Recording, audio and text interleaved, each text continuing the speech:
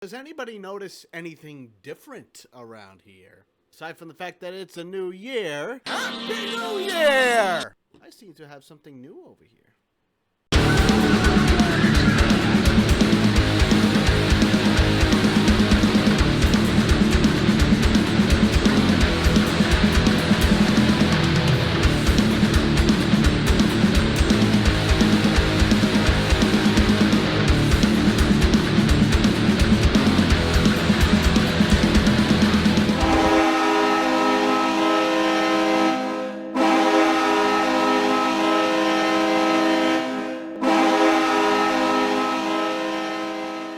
So what do you think of my new jersey? I got it for Christmas, and I gotta say, I'm in love with it. No, it is not Ross Johnston. There is a Captain C on it. It is, in fact, my own. What do you think? It looks glorious, doesn't it? Don't worry, the blue one's still over here. It's just gonna be behind me. But here's a question. How do you start off the new year, and how do you end the previous year? You end it, and you start it with a terrific win over the Washington Capitals. I wasn't able to watch this game. However, I was able to listen to it. But the only problem is, when you listen to a game as great as Chris King and Greg Picker are, you need to have the visuals to do it. And on the radio, you don't have that. So I had my friend Corey give me a little analysis of the game, and here's what he said. The first period, the Islanders started off fine by weathering the Capitals' pressure early. They took a quick one-goal lead off a nice Zizekas deflection, and Brock Nelson scored shortly after with a nice wrister top corner for a 2-0 lead. Playing with the lead, the Islanders unfortunately had a couple of defensive lapses. Devon Toews missed Kuznetsov in behind him in front of the net, and he was able to make a slick move to beat Varlamov. Just minutes later, soft coverage in front of the net after a turnover by Johnny Boychuk, and the Capitals were able to tuck another one by to even the score. In Boychuk's defense, a good forecheck forced a bad pass. However, at the end of the period, 2 pucks on Islanders' sticks resulted in turnovers and 2 quick goals against. The second period didn't start out so well, as a turnover along the boards ended up in the back of the net.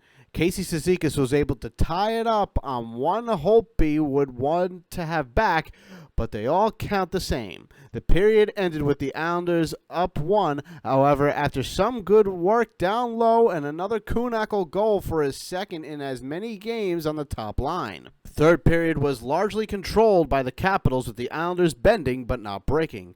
The third was one of Varlamov's better periods as he shut the door, including a 6-on-4 to close out the game. Although the Islanders didn't play their best game, they played well enough to go into the league's best team's home rink and skate away with a huge 4-3 win. Some of the ups and downs play in the defensive zone has to be credited with some solid forecheck from the Capitals. The fourth line was instrumental all game, not only defending well, but also putting pressure on the Capitals, and was Trott's the most effective line of the night for the Islanders.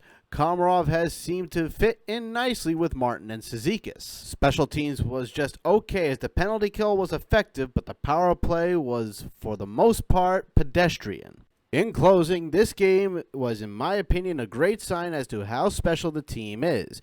To a man, I'm sure most players would say it wasn't their best game, and yet their best game was good enough to beat the best team in the league on the road.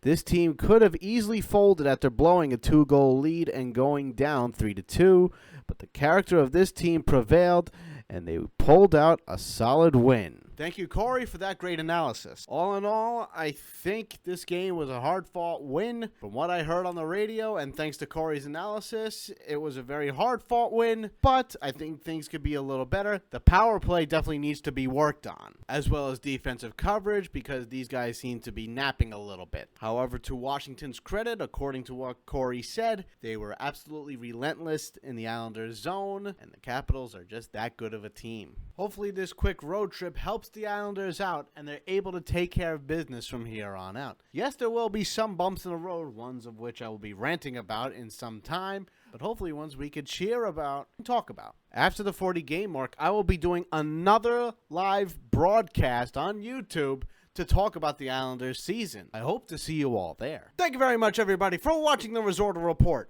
Isles Recap Edition. I'm your most gracious host. If you've not been blessed with my presence, Greg Risorto. And I will see you after the game against the New Jersey Devils. Please remember to like this video. Comment down below if you liked it or not. Please subscribe. Remember to share this with everyone you know all over the World Wide Web. Follow me on Facebook at the Risorto Report. Follow me on Twitter. Links in the description. And as always, let's go Islanders. Yes, yes, yes.